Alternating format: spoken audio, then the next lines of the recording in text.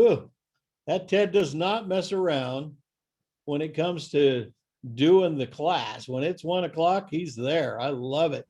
Mess around all the other times. Well, that's all good. Let me get my act together here a little bit. I'm going to minimize so I can get stuff off that I don't need. That one I don't need. That one I don't think I need. Okay. Turn that one off. Put the Paragon up. Okay. So how's everybody feeling these days? Things coming along all right for you? I know I just talked to Bill about some of the Go Work classes. How many other, the rest of you guys are taking some of those? Cynthia, you're in there? Okay. Yes. Yep. Today, day 7. Day 7 already? Oh my God. Yeah. What time do they start? At 9, don't they, in the morning? Yeah. They're 9 to 11. So you can actually do it in your pajama and your bowl of Wheaties, I guess. Oh, no, I guess, but probably not the best idea. Yeah. And then you go to another stage. Is that correct? Are you guys doing any contract stuff at all yet? Next week. Okay, good. I mean, I'm sorry, not next week. Tomorrow is listings. So we'll be going over listings. Today we went over open houses. Okay. And you guys know as well that on my Tom Trujillo real estate classes, when you go to tomtrujillorealestate.com, I also record listings. So you can get double shot of that. So, when you get somebody on a Saturday afternoon saying, oh, I want to list my house, there you should have enough information to be able to do that. So it's fire hose. That's just the way it is, guys. So that's good. Some of you guys are new. Some of you aren't. Today, what we're going to do is we're going to do a little bit in terms of the MLS. Now you got a listing. Beth's in this scenario. What do we end up having to do? We got to upload pictures. We got to load up all the information that you took on the listing. So when you're doing the listing, as you guys know, you're going to find out, what conveys and what does not. There's a lot of things in there. At the same time, when you're doing your listing, you're going to want to learn as much as you can about that house, because the reality of all of it, you got to, be somewhat astute. You've got to know that, hey, they have Vigas in this house, or they have Kivas in this house, Kiva fireplaces. And those are things that are pretty much unique to Santa Fe. Well, no, New Mexico, but Santa Fe, it's big time. You see that. You want to know what kind of flooring you do. Well, if they have carpet, if they have tile, all those things play into your listing, aside just from the fact of the information that you need to provide that you find in tax rolls, in tax data, all that kind of stuff. So I'm real proud of all you guys doing it, because you've passed pretty much how to do a listing agreement. So we're all moving forward now. Now I got it. Now what do I do with it? Do I hire a photographer? Do I take my own pictures? What do I do? I've gotten to be kind of an old cuss that when I'm taking my listing, and actually the day I'm doing my listing signature and I'm maybe at their house, I use my phone. I actually use my phone and I tell them, guys, I just want to let you know, I'm just taking inventory pictures. At the end of the day, I'm going to hire a photographer for you. And they're going to come in here and they're going to set stuff up. I'll be here with them.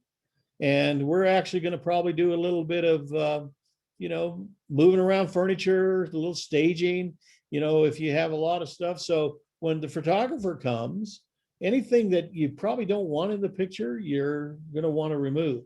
Now, there are those times that you're going to get a listing and the house is a train wreck. You're going to go in there and you're going to start seeing, and that's that famous time. Well, what do I need to get rid of? Well, you want to declutter, and you really want to make them understand that their house, as I tell them, is no longer a home, it's a product. And the way we're going to get this whole house sold, your home sold, is we got to think of it as a product. I often tell them, think about the fact, if you've ever gone to like CarMax, this is maybe a guy thing, but I'm sure you ladies have been to CarMax wanting to buy a new used car. Man, those cars are reconditioned. They look great. All the dents are out of them. They may have been repainted or fixed. The carpet's been clean inside. The seats have been shampooed. And lo and behold, you go, I can't believe that this is a 2015 or 2010 Lexus. This thing looks brand new.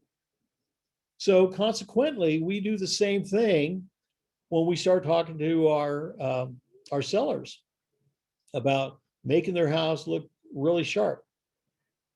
At the end of the day, when you finally do get an offer, I hate to say this, but people are expecting that. I'm sure you guys have been on the buyer side of the deal, and you land up going through your waivers and objections to the sellers.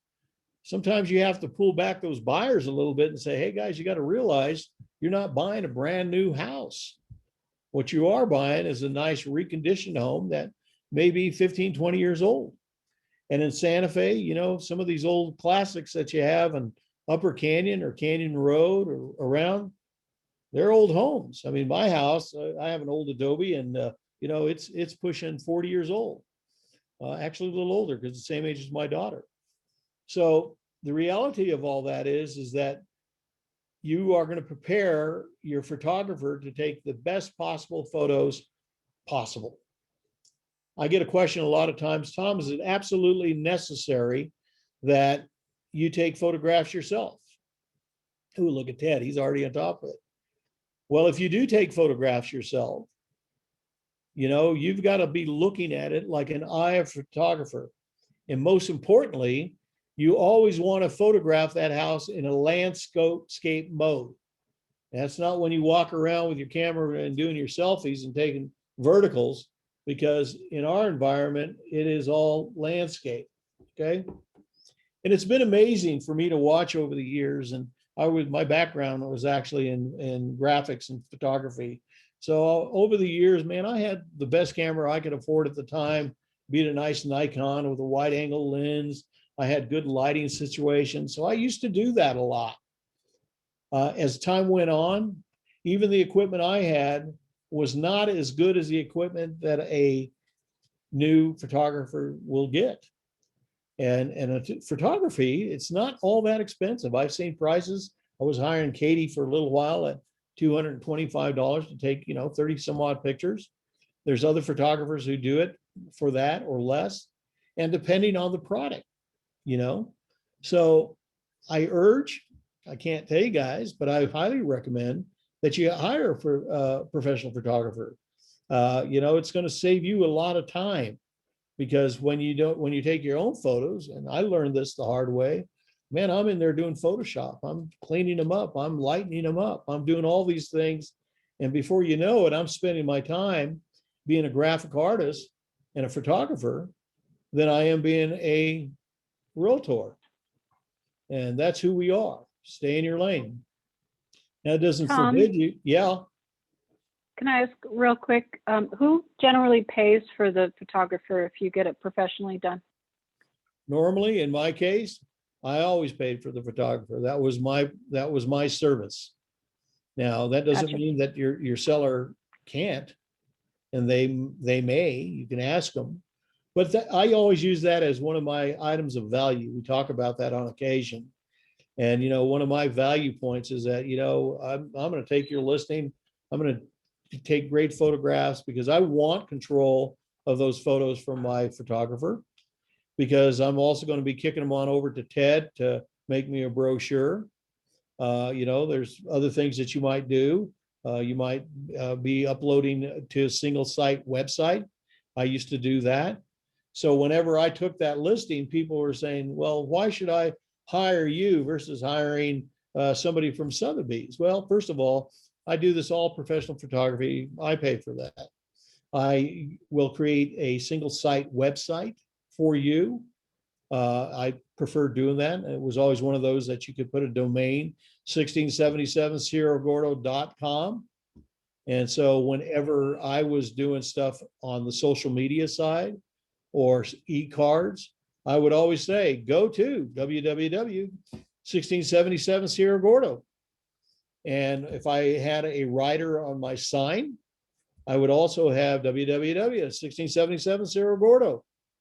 So you just make those convenient. So you're doing that open house 24/7 if you have that website. And when Ted creates an e-blast for you, that's another place that you can use it. So the original question, do you pay for your own photographer? I like to. I like to have the choice of that. Comes up to a question, who owns those photos? If you paid, for the most part, you're going to find that the photos are actually owned by the photographer. Okay. And that photographer may have the right to sell them again. I just got a question the other day from an individual says she was kind of upset because she had paid $100 for the photography, which was pretty cheap. And lo and behold, a year later, some other broker picked it up, and she looked and said, "Wow, those are my photos. Why are they using my photos?" Well, unless you bought the rights to those photos, there's a good chance that those rights belong to the photographer. So the new broker who looked at it may have known the photographer, or may have said, "Hey, I need to schedule a photo shoot with you." And lo and behold, the photographer said, "Wow, I already shot that last year or 3 months ago." "Oh, great. Can I buy them at a discount?" Yeah, you can. Last and big sin is that you never lift photos from an MLS because they don't belong to you. So tools of the trade, spend a few bucks, you're investing in that purchase. And as you know, as that listing broker, you're always guaranteed half that commission. So I don't say that you go out and you buy get yourself the biggest, baddest photographer. There's a lot of photographers that we use. I think they're on the resource list. And, for a couple $100, all you're going to get is a zip file or a direct link to Dropbox to all the photos. So any questions on that before we get into Paragon? Well, I just have a quick question, Tom, if I may. Yeah, please. Thank you. So as we are new brokers offering services to do listings, open houses for other people's listings, I obviously ask permission to do that. And then I ask their permission to advertise their property. So I have in that asset, may I use those photographs that are in MLS to advertise this property? And then I save the email indicating that they've authorized me to do that. But am I at liberty or not to utilize those photographs? Yes, you in my are. Facebook and social platforms? Yeah, and I appreciate one thing you said, Cynthia. You asked permission. Okay. Now it's different if you have a website that has IDX. Okay, because what IDX is the exchange basically between broker to broker. So if it has the IDX label, for example, a good example would be if I took a listing on Cerro Gordo and I put all the photos through MLS. Well, guess what? Some days they pop up on Sotheby's, some days they pop up on Barker, some days they pop up on Zillow, because that's all has the IDX feed. So when you're going to break away from that, as you did, Cynthia, asking a broker, chances are they'll say, "Yeah, no problem. Go ahead and lift the photo off the MLS," and that's a right-click open. Then you can upload it because it's already, he's paid for it, or technically he's paid for it for them to market the property, and then you could put it on your Facebook page or whatever. Open house this weekend, e-cards and so forth. I was kind of an interesting person. I always like to promote the brokers who are ever going to do an open house for me. Again, my background, because if it was graphics, I could create a quick e-card and I would put your photo along with my listing photos saying open house this weekend. Cynthia Alderson is going to be opening house and I would try to promote you. And so, sometimes if you're working with brokers who are very marketing inclined, they too may say, "Hey man, I want to make sure that Claudia is on that photograph or that Bill's there as well." And, that's how you kind of create that friendship. Will you promote me as well? Because at the end of the day, what they want is a buyer broker to do the other half of the deal. you hear a lot of people saying, oh, it's wonderful to double in. We all love that. But there are a lot of brokers, there are seller brokers that say, I don't want to work with buyers at all. So I would rather, promote Miss Carrie and Ms. Barry than to promote it as well. So that's a good question. Okay. All right, let me get into the share mode. Share screen, here we go. Okay, can everybody see the MLS? Okay, great. This is where we start. And what you're going to do is you got a brand new listing. You're going to go right on up here to where it says listing. This is being recorded, so you can take a little notes as you go along. But if you have questions, as I tell you guys, because I guarantee you, when you're working on this at 11 o'clock at night, I'm not picking up the phone. So you'll be able to also, Ted will have it recorded. I'll have it on my TomTrioRealEstate.com. Plus, as you guys know, if you go to the calendar that Ted maintains for us, and you click on those links will also show you the Zoom recording. But they do have a tendency to transpire after a certain period of time. So I try to put them up on my website because this stuff doesn't change too often. So you go to listings and you open it up and you can see it just has add listing or maintain a listing. In this case, we're going to start off and we're just going to add a listing. And we're going to add a residential. And up jumps this photo with nothing on it. It's tabula rasa, as they say, right? And you can see there's a place to put an image. And these are all your tools on the left-hand side to maintain a listing. Once you have it active, and maybe you got new photographs, you may want to maintain it. Or you can add and edit pictures, or you can do that view detail report. Somebody asked earlier before the class started, how do I print out my MLS inside this field? And if you click view detail, that will open it up as an MLS, and then you can print it. Well, we'll get to that in a little bit. Add it and edit documents. When you get into the MLS, I'm sure all of you have, you've seen all the little boxes up there, and one of them will say documents. What drives me absolute crazy, and it shows the lack of professionalism of a broker, is when they have not uploaded any documents that can help you with your buyer. And it could be simple things as the adverse materials, which we used to call property disclosure. It could have tax information. It can have a survey in there. You don't put any of your listing docs in there, anything that's between you and your seller, but things that you want people to know about, you definitely always want to add and edit documents. And FYI, because I get to see everybody's listings, I go there on occasion and pick one up and I'll go, all right, I can't believe it.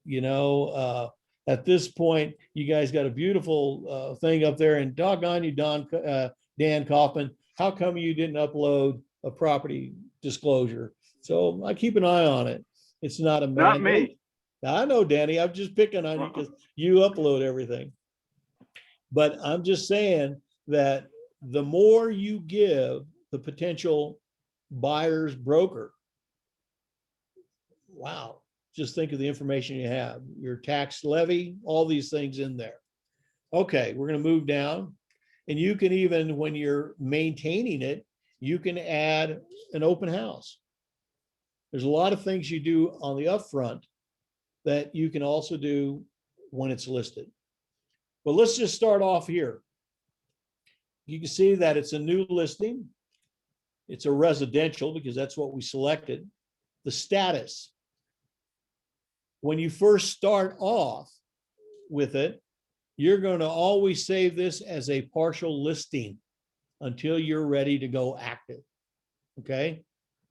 If you're a person who's using a waiver because you're not going to be putting it in active for 2-3 weeks, this is the one way that if an individual came forward and said, hey, I understand you have something on waiver, and they call MLS, this is how they check. Because you just can't have a waiver form out there without something uploaded on the MLS. So if you're going to do a waiver, you're still going to have a partial listing. We'll get to that. Then you're going to have the county. In our case, it's going to be Santa Fe for this demonstration.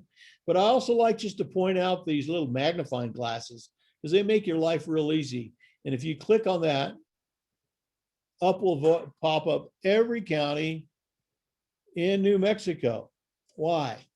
Because as a licensed broker in the state of New Mexico, remember, you can take a listing anywhere. You can sell a property anywhere.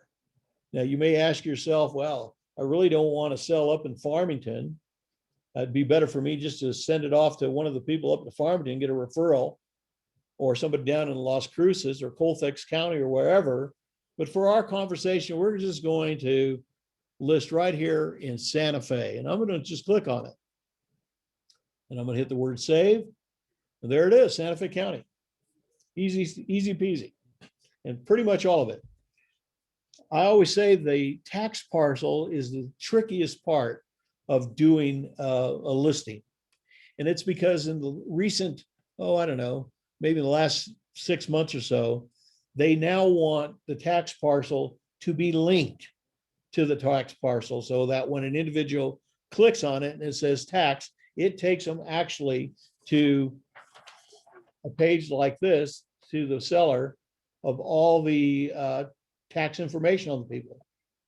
So recently I've been getting quite a few emails. I'm going to take the, maybe I am. I'll do that in a minute. Yeah, hang on a second, guys.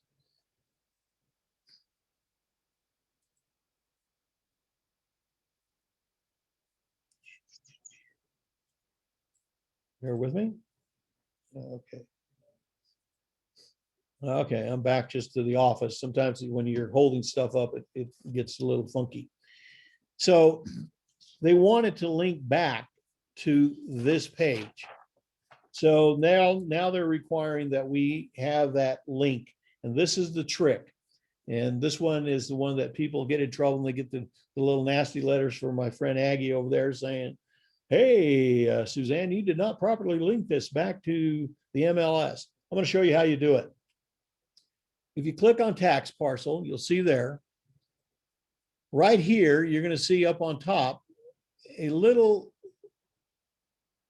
tax autofill right there. And we're just going to go down to Santa Fe County. I'm going to click on that. And what it actually does is just open up just as if you were to look for tax right here. That's all it's doing. This is also a good way to check to make sure that the person that you're doing the listing for is the person of record in the county. So we're going to start off with just the address because we know the address because we have the listing agreement.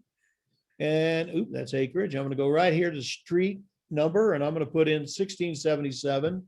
I'm using my own house. That way I know it's right. And I'm going to make my life a little easier because there's between a minimum and max. I'm going to put another 1677. That's my street address or my street number. Total of 16. I may even go a little further and say, I'm going to go ahead and at least type in the street. Cerro Gordo. Hit count and it just went down to 15. All right. So at this point, I'm just going to hit the word search here. And up pops all the people in my neighborhood. And we do have one single address for 12 properties up there. And I'm going to look down here and there I am, Thomas P. Trujillo. And all I'm going to do is go right over here and I'm going to click on that one with a little green arrow. And I like to use the word green because green is a good thing. And then at this point, I'm going to go right up here where it says autofill. There's a little button up there that says autofill. And I'm going to click on autofill. And up pops this secondary window of autofill data. It will give you the acres, the city, the county, tax year, taxes, blah, blah, blah, all the way down. For the most part, that's an easy default, just saving. It doesn't require you to put all that information in your MLS, but why wouldn't you? Well, there might be a discrepancy. Maybe you actually have a brand new survey that was taken there, and you'd rather do that manually. So all you would do is uncheck that box. And as you go through the rest of the worksheet, you'll see acres, and that's where you could put the correct amount. And you might also want to upload that into your documents when the time comes. But for sake of this conversation, 9 times out of 10, the county information is pretty accurate. So I'm just going to leave it there, and I'm going to hit the word save. And lo and behold, it will now automatically populate with the links back to the listing I'm working on. And the way you can tell is you can see that those are that great green color again. And it might be a little hard to see on yours, but all these here, normally they're blue, but you can see the ones there. It says Santa Fe. It's kind of got a little green tint. Same thing with the tax parcel. All right, pretty simple. I have a couple little links on that one. So that's the one I'm always sending out to brokers because, you know, they did it old school, just like I did. They went in and they printed out one of these things. And at the very top, it gave me the tax parcel. So I used to just type it in, but now they're asking us to auto populate. Okay. So if this is in your MLS, it's going to say Thomas P. Trujillo. That's my name. I'm the listing agent. Should say Cynthia Alderson in yours and Bill Brown in yours and on and on. Let's say hypothetically that I decided I wanted to have another broker with me. I was co-listing it. Okay. I might go in here and listing agent. And let's just see if you're up there yet, Cynthia. Yeah, there's Cynthia. She and I are going to co-list this thing. I'm going to click on Cynthia. And now 2 names will populate. Tom Trujillo and Cynthia are now the listing agents on this property. You could even go as far as 3. Does happen. Or it might be a team or whatever it may be. Next thing is a property subtype. Again, just use your little magnifying glass. I know my house is single family. It could be a condo, duplex, manufactured, townhouse, whatever. You're just going to hit single family. Boom, there it is. Area of town. We had this conversation before. Can somebody tell me where I could find the map for the MLS? Anybody remember? Yes, Where? there's a tab Right up here. up here, resources. No, you can go to the MLS documents. Right here, that very top one here by the power search. And if you click on this, let's see if it carries me over. Yeah, it will. Can you guys see the MLS folder? If you go right down over here, area information, click on that one. And there you have it. You can just click on the Santa Fe vicinity map and download it in my case. Let's give it a second to see if it'll open up. And you can still see it. Can you guys still see it? The map? And there you go. You can just get an idea of, oh, this happens to be in area 1. Okay. So I'm going to get rid of that. Let's see if I can get out of this. Hopefully I don't mess everything up. Oh, I did. Sorry about that, guys.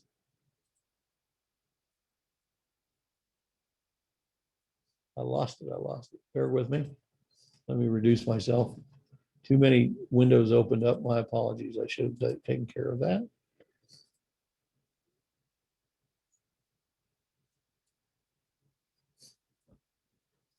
I might have lost that whole thing by being too quick.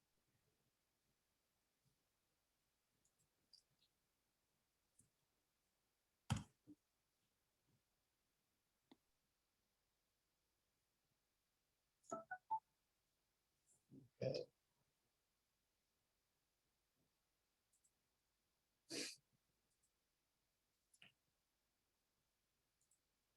I'm gonna get back in there.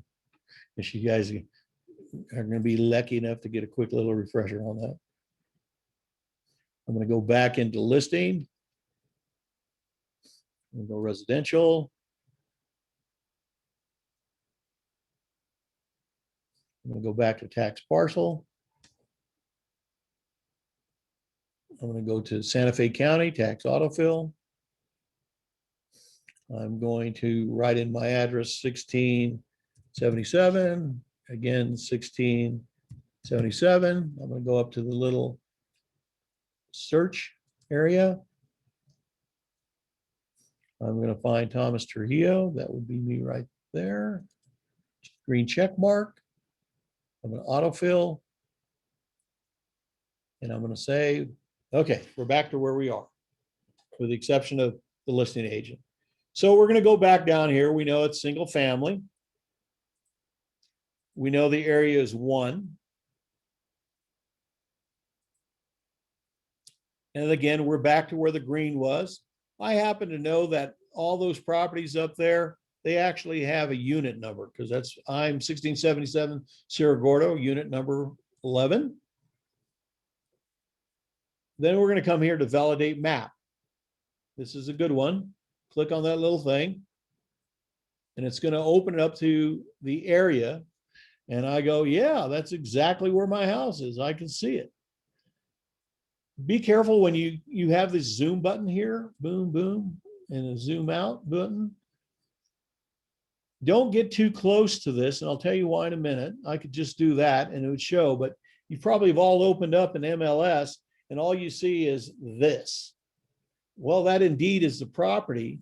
The problem is that it gives a little helping hand if you pull out a little bit, and you can see Cerro Gordo Road, there it is. And there's my house. Oh, I got to go down Cerro Gordo Road and then go up the hill. That gives your buyer, or even a person who's looking on even Zillow, whatever, it gives them a little bit more indication than just the property itself. I see that a lot. The people, they zoom out, they zoom in so much that you go, great, that's the house, all right. How do I get there? So all you do is save it. And it's been validated. Then you come to all these questions: bank owned, auction, short, trade. Again, that's that information that you're going to be getting when you're taking the listing. And you can always go to the magnifying glass and say no. Or as you move through here, auction, no. It's somewhat tedious, but sometimes if you just hit the letter on your keyboard versus going there, you'll click it up. There it is, trade, no. First right of refusal. Something you have to do anywhere that you see a requirement on R, that has to be filled out. Okay. First right of refusal, you don't have to if you don't want to. We're just going to say this house is, oh, let's sell it for $1,100,000. 1, 2, 3. Oop. This is all.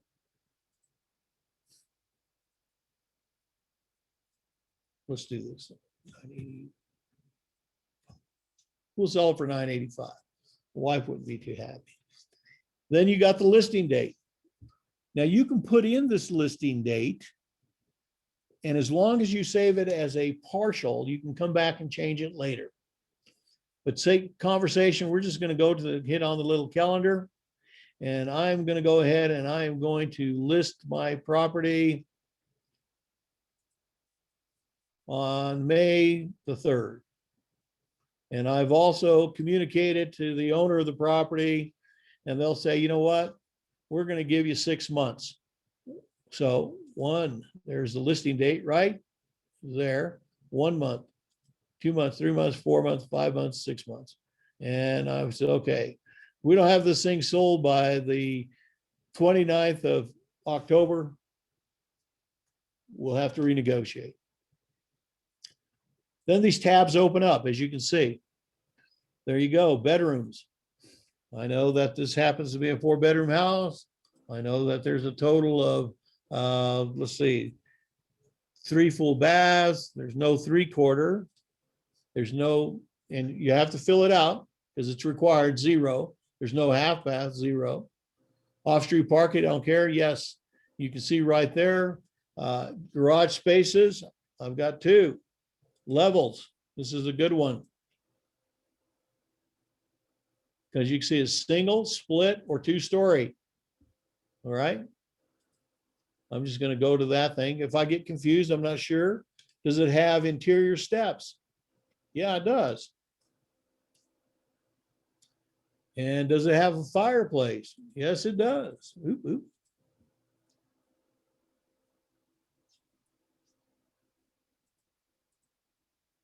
And on and on and on and on. And so at this point, I'm tired for the night. And I said, boy, I got to get some more information. So I'm going to go right up here to where it says save. And this is where you have to be very careful. One of the reasons way up on top that I did not put a status as it being active, if I would have put active there and I hit save and all my information was inputted, you've got an active listing. And then it's like, oh my God, I didn't mean to do that. But I leave that purposely like that because when I go up to save, you'll see 2 items that you have: save listing, meaning it's ready to go, or save as a partial listing. And that's where you're going to start. We're going to save it as a partial listing. So at this point, your listing for 1677 Sierra Verde has partially saved. Okay. It is not completed. Within the next 30, it will be removed. So I can remove them if something happens. But in the worst case, if you leave it there for 36 months, it will give you, it will go out of there by itself. So at this point, I could say I'm finished for the day, or I'm going to continue input. And I'm going to hit continued input just so that we can keep going. There's the information I have so far, but I want to add a picture. So right there, let me go back. Sorry, guys. You can see there's maintain a listing, add or edit, view, blah, blah, blah, all the way down. So I already got my photographer. They already photographed everything for me. They sent me a big file. I'm going to go ahead and I'm going to add and edit pictures. And when you do this, you'll see it's very neat because you can upload multiple, or you can just do one at a time. So in this case, I'm going to say, I'm going to do upload multiple. And up comes another great screen. And right along here, it's going to say add files. Hit that little plus button. And it's going to ask me, where do I want to go on my computer to add these files? Okay. In my case, I keep everything in Dropbox, but for this demonstration, I have a desktop folder. And I called this one, it might be 1677. I always package everything so you know where they are. But for this thing, I called it my uploading class. That's what we're studying today.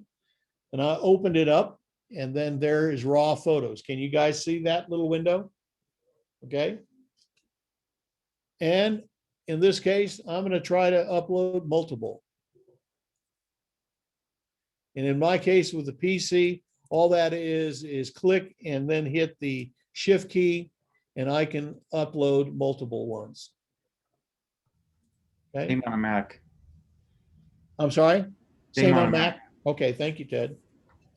And so I just click those 5 because otherwise it'll take forever. We don't have all day to upload all the photographs. But I can tell you that I had well over, I don't know, 1, 2, 3, 4, 5, 6, 7 times 1, 2, 20, 30 photos, 31 photos for this particular listing. Why not? I'm going to hit open. And you can see them. They immediately populated in this upload queue. Okay. And you can see right below the 5+, if you forgot one, you can always hit that one before, or just hit start upload. And bada bing, bada boom. You can see them uploading. Maybe I should have waited. Oh yeah, they're going pretty quick.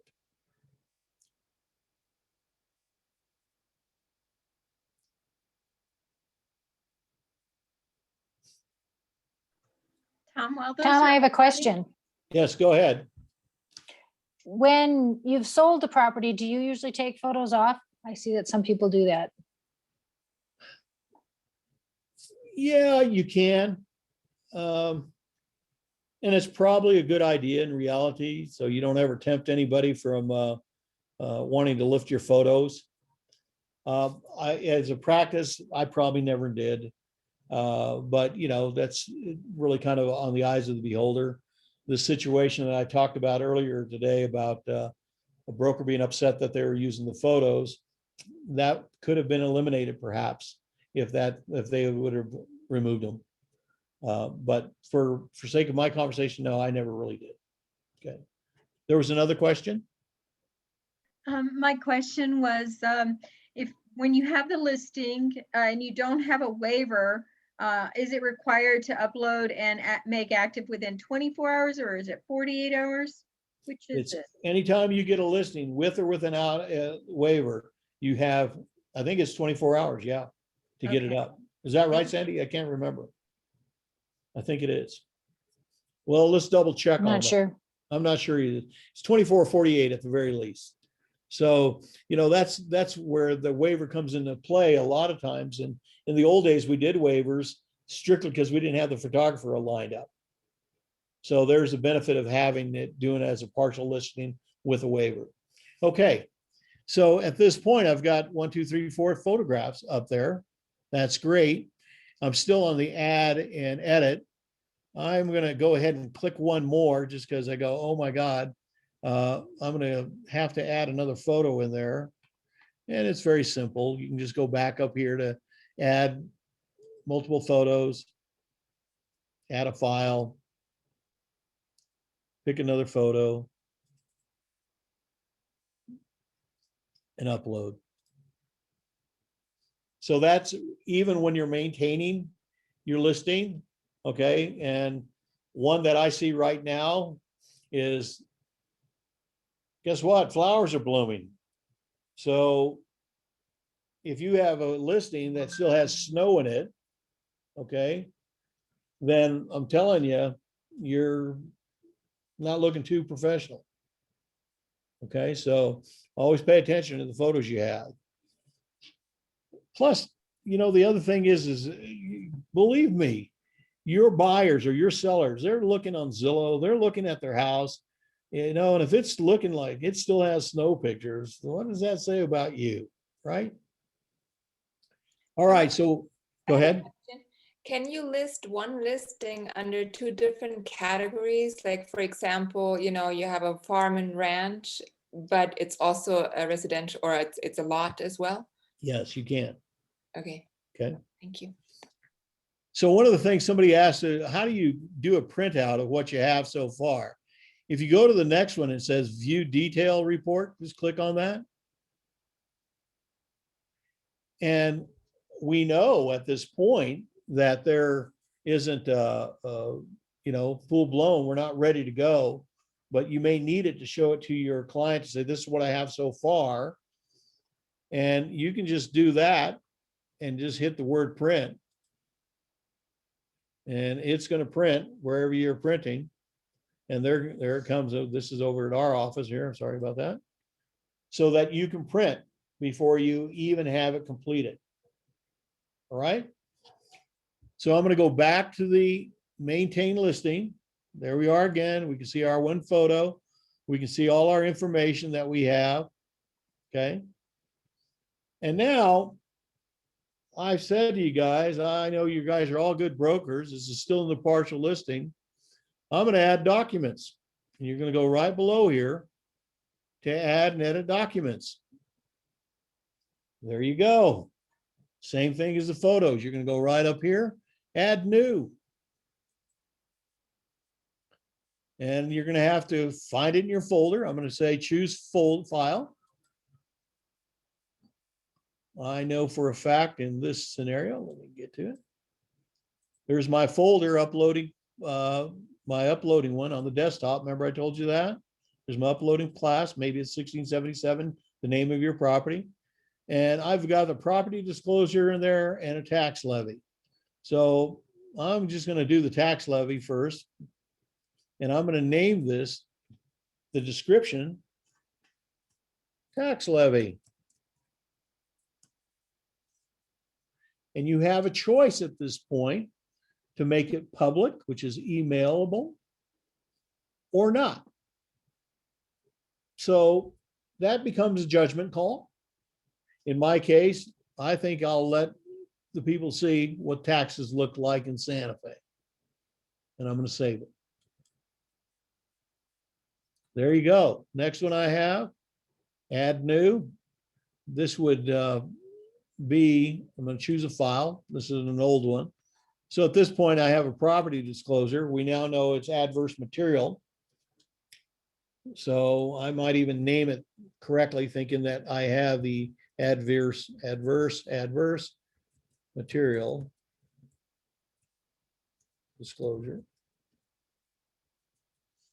I'm gonna save it. I'm not sure I'm gonna make that public at this point. It's available to the broker, and we'll let him do a little of his own work. I'm gonna save it. Bigger one. So now I have two files in there. I'm going to go back to my view detail report. And we're going to see these little icons that we all see as brokers. And this time I'm going to hit the word document. It may not come up on this. It won't come up on this, well, partial listing. When it's live, it will. And that's the one I'm always looking at. Did they actually upload any documents? Okay. So I'm going to go back to maintain listing, and I'm going to go through the rest of this today. Oh, here's a good one. Video tours and video links. If you have a tour that you want to put that link in there. You know, www.1677 Cerro Gordo video, or Manafort, whatever the link may be, because people can also look at this. Now, somebody might ask that question, well, Tom, when would the public ever look at my links and so forth? Remember, we go a step further.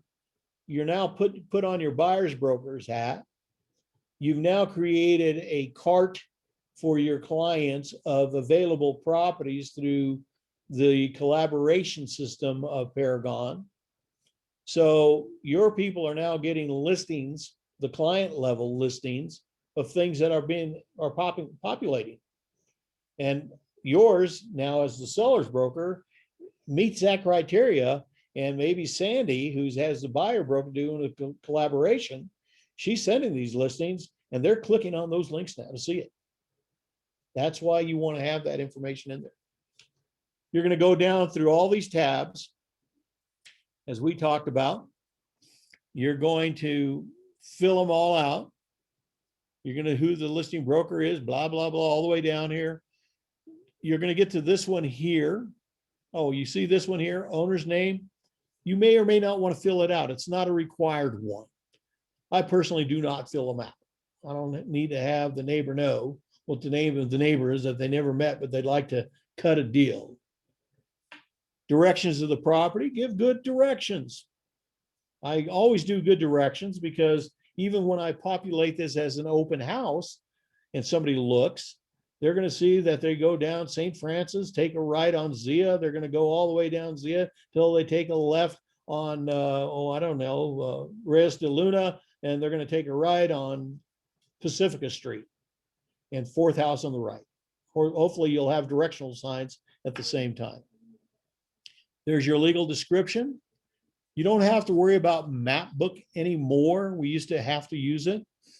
Same thing with that, but there are still some people who use an old map book. God, I can't even remember the name of it. I just went blank with it. We always used to do it, but since the internet now does it for you with that link up on top, you don't have to worry about that. Subject Thomas to Guide. I'm sorry? The Thomas Guide, right? Yeah. It's all there. Whew, man, it's been a long time. Same thing, subject to land lease? No. Is it ADA compliant? It may be or may not be. An elementary school. Here's one for you guys. see if I got this link here, Ted. I don't know if I can go to it.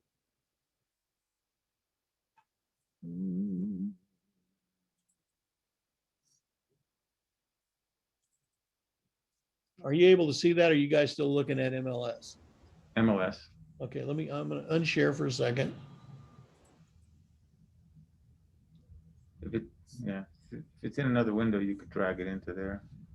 I can There's drag it some- to another. How do I do that, Ted? Well, we see Santa Fe Public Schools. that we Okay, want. that's what I want. So if you see this and I don't know if I can pull this off. I'm gonna put it in the chat if I can. And I'm gonna put this in. What happened to the chat, Ted? Where did it go? Where did it go? Can you pull it, Ted? Can you see that? appquick12.com? Yeah. Yeah, I'll- pull that, put it in the chat. Okay. Because this is just like the coolest little app I've ever found. Because we all need to know what schools we have, where they were put them. So here, just enter the address, 1677 Sierra Gorda Road, boom. And lo and behold, there it names the elementary schools. Okay. And you would put that then right there on the elementary schools. Okay. So you go through all this stuff, property description, blah, blah, blah. This one's important because this is what people see. This is where you really market yourself as a writer. Beautiful home in gated area on Upper Canyon. 3-bedroom, 4-bedroom homes with balcony overviewing the Santa Fe River, whatever it may be. That's the romance side. If you have buyer only, this is only for the brokers only, showing remarks. So hypothetically, you could put in there, owner has dog, please do not let out, of gate. Classic one, owner has kitties, please make sure all doors are closed. Now I like to tell my sellers, if you have kitties and you've got dogs, get them out of there when we're doing the open house or we're doing a showing. And on you go, and it is extensive. There you can fill out, if you have this information, the sizes of the rooms, blah, blah, blah, any kind of information. You can do it or not. Most people don't get that detailed. And you can, this is a good one here, is when you say all features, just hit the magnifying glass and it will give you all the features at one time. So you can click in there, it's got a Kiva fireplace, blah, blah, blah. It has, a direct entry garage, it's heated, whatever you want to do. And when you finish all that and you hit save, all of that would automatically populate. Is she here? Okay, give me about 3-5 minutes. Okay. Thank you. So in a nutshell, you're going to continue to fill all this information out. And remember, you say, well, I'm not quite ready yet. You can just hit that save as partial listing and you can finish it later. Okay. Or if you're ready to roll, and of course, I can't quite do this now because if I hit save listing, it's going to say, is this an active listing? And I would say yes. And my house would be for sale. So any questions before we get out of these screens? Did I explain it enough to you guys?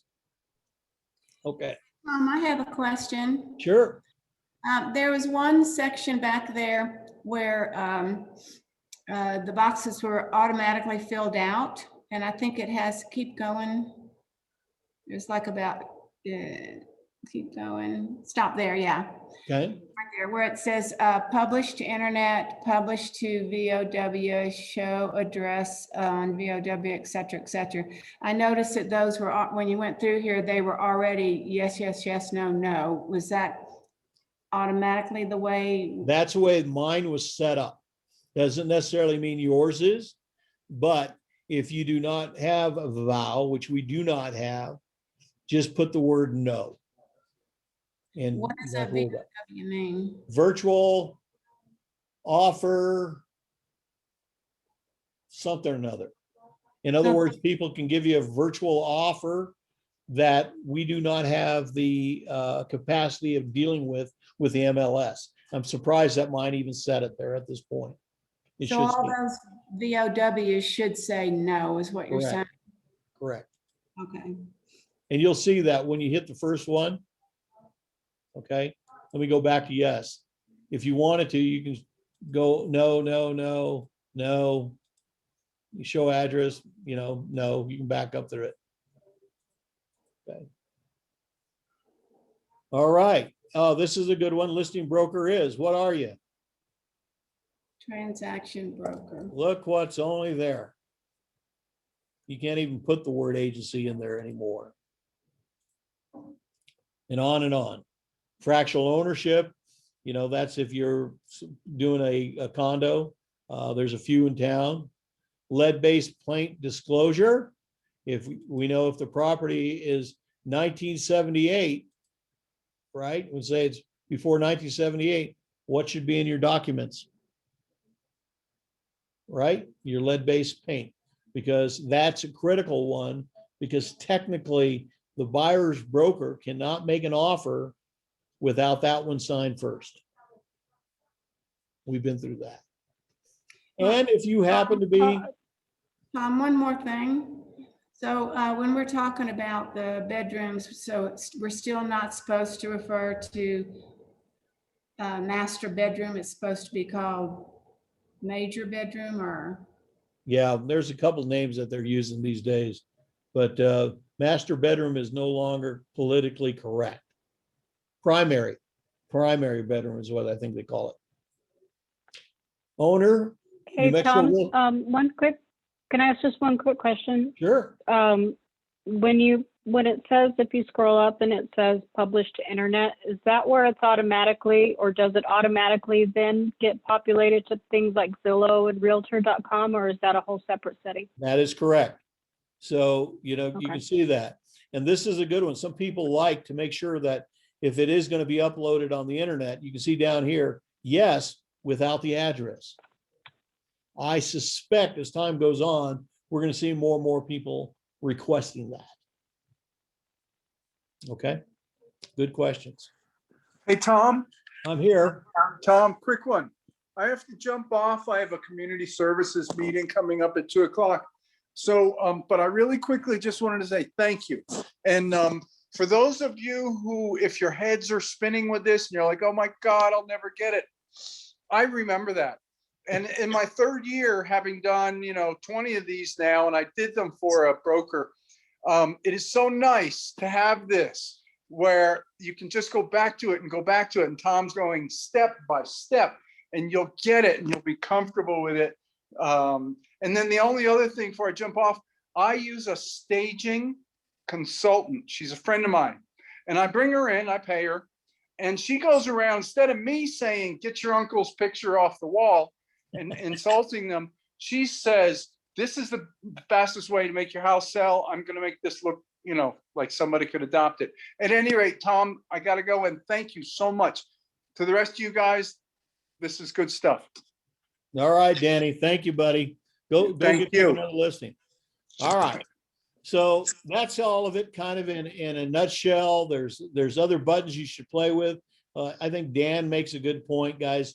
Don't be fearful. Don't be fearful of it. There's the log on to SFAR to the super key. There's a lot of things that you can still do with it. If you were going to do a tour or whatever, you can put information in there. All these little buttons, do not be fearful. And particularly, it's a good time to play with it when you still have it as a partial listing. Nothing's active out there. Okay. So I think we've had it. If you get in trouble, of course, email me, text me, and if the house is on fire, give me a call and we'll figure it out. All right, guys. Well, I thank you all today for one of our QB corners. And Ted, as always, you did a great job for helping me navigate, as I always do.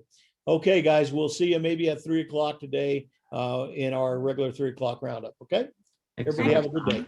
Bye-bye. Thank you.